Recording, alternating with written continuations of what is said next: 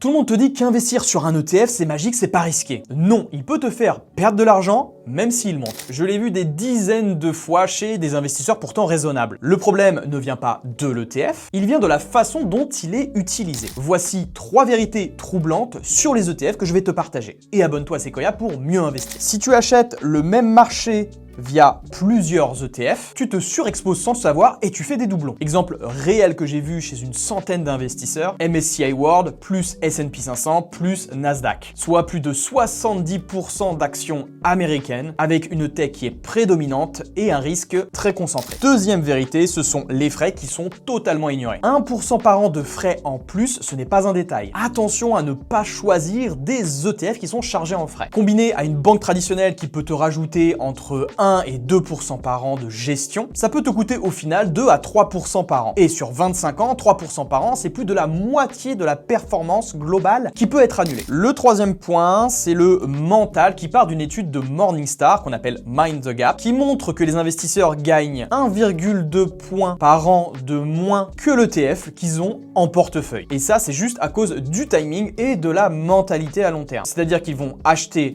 après les hausses, ils vont vendre après les baisses. Dit d'une autre manière, cette étude montre que ce sont les émotions qui font perdre de l'argent aux investisseurs. Et pour obtenir une vraie liste de 10 ETF de qualité dans un guide totalement offert, commente ETF et je t'enverrai ça dans tes messages privés.